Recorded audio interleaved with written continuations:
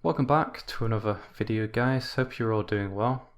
In this one I'd like to go through a few building tips which I think will help you if you're a beginner or even a fairly experienced builder. Tip number 1, choose the right size for your build. If you're limited for time, don't be tempted to make something like the cathedral over here. Make something smaller like this medieval house. It's far better to complete and perfect a smaller building like this than it is to attempt and only half finish something like this. Tip number 2, whenever I decide I want to make a building, I have a look at real world examples. I might have a look at fantasy examples which an artist has made, or I might have a look at some other Minecraft creations, see what's worked for them and what hasn't, and use that in your own building. Tip number 3, draw a sketch. If you're making quite a complex build, a dragon for example, it's very helpful to draw a sketch before you actually start placing blocks. It will help you avoid any possible mistakes and it will just help you visualize the object going forward. Tip number 4, make a frame for your build. This isn't completely necessary for all builds, but for any complex build or moderately complex build, I like to make a frame, whether that be a house, a organic structure, or a ship. Any changes that you make to this stage will be a lot easier to make than it will be if you're attempting to make any changes at this stage. Tip number 5, don't make your build too symmetrical. So you can see this one is quite symmetrical, but it looks a lot better if you make it asymmetrical like this. It is obviously a lot easier to just make one side and copy over, but hopefully, as you can see, it's well worth trying to implement some asymmetrical features. Tip number 6, don't make your builds too repetitive. So I see a lot of beginners, but also a lot of experienced players using this sort of strategy of placing the same number of blocks in between each beam, which makes the build look very repetitive. They also like to make the floors the same height, so it looks very boring. So the better thing to do is to have a variety of lengths in your house. Obviously sometimes repetition is good, repetition is necessary, but hopefully, as you can see in this example, the house on the right here looks a lot better than the house on the left. Number 7, texture and colour. So if you're at this stage with a gatehouse for example, and you want to add some extra detail to make it look better, try and add some texture. Obviously a castle is made out of stone, so add some variation to the stone. Obviously in real life stone will have, a stone wall will have some variation like this. Here's a ship example, so obviously it's quite plain at this stage, and adding some stripes as you can see here and some colour to the sails makes it look a lot better.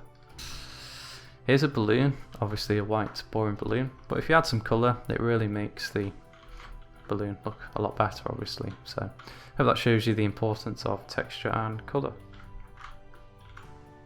Number 8, this is quite an obvious one, depth. So if your house looks something like this, it's well worth adding some depth, so you can simply extend these beams outwards, as you can see, add some supports.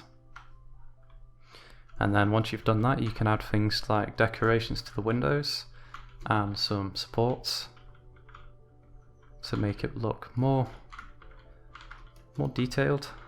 And you can also add something like a lantern there. Here's a ship example, so we have a Chinese junk. Obviously it looks quite plain. Adding some depth to the side makes it look a lot better, so we have some cannon port decorations, some stairs to get on top of the ship, and some window decorations. Number 9, this is what I call nonsense detail. You could also call it over ornamentation.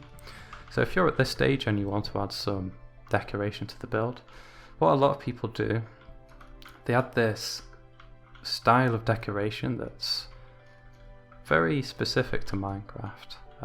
This example doesn't look too bad, but what's a far better option is if you add some clearer detail that actually looks like real world ornamentation.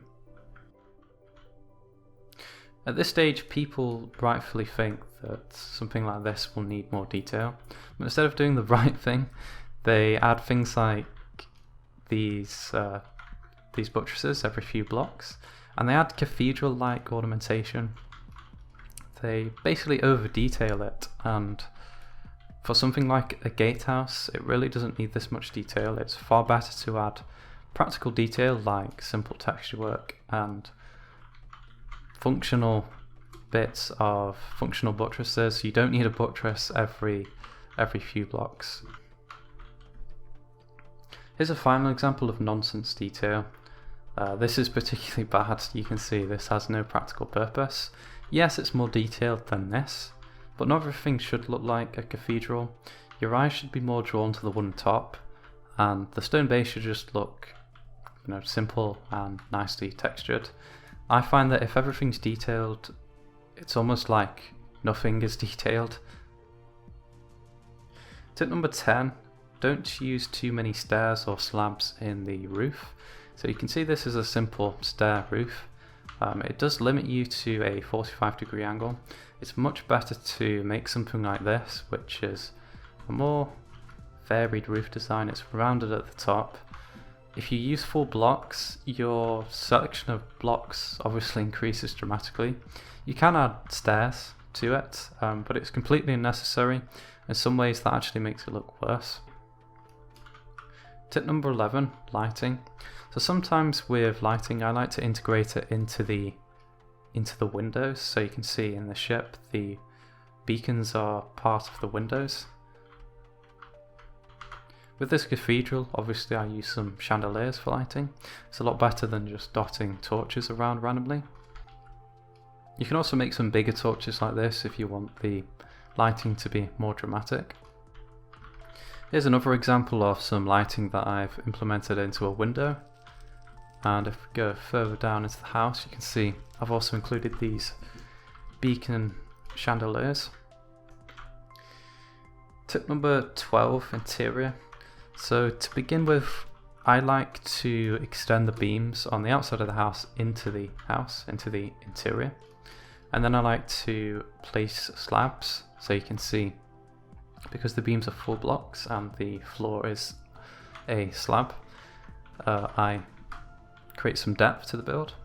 I also like to obviously make a chimney, extend that downwards into the floor.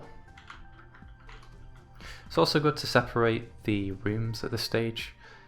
Obviously with a small house like this, you're going to be quite limited. Once you've completed the basic details, you can begin to add things like furniture. I like to use a lot of stairs, slabs, trapdoors for this stage. And again, coming to lighting, don't use too many torches. Have a variation of lanterns and torches. You can see if you've got a spare spot, put a lantern down. To the top of the roof in the interior, you should add some supports. Obviously, roofs in real life have supports, otherwise they'll collapse inwards. So it's a nice detail and it gives you an opportunity to add some lanterns to them. Obviously add some beds to the build. I like to add some trapdoors to the back of the bed, makes it look more substantial. Tip number 13, this is the final tip of the video. Once you've completed the build, now is the time to add some environmental detail. You can do this using some custom trees, or if you're in survival you can just use the regular trees. So you can add a wheat field. I like to use this technique where you dot water around and just add the wheat around it. It looks very natural. You can add a hedge, obviously add some grass, and in this example I've added some pine trees and a birch tree. Once you've added the environmental detail, you can finish off the build if you think there are any changes left to be done. For this example I've raised it slightly. Obviously in survival you'll have to instead remove the soil around it. And I've just perfected the colour scheme. I've also added this smoke effect, which is quite a nice touch. In survival you can use a campfire, which looks quite similar. Not quite as dramatic, but it's an idea for you. I hope you've enjoyed this video, guys. Hope it's been useful to you. I've left one tip out, and that's obviously make sure you actually enjoy the building process. If at any point you're not enjoying it, you're doing something wrong. So again, I hope you've learnt from the tutorial, and as usual, thank you for watching.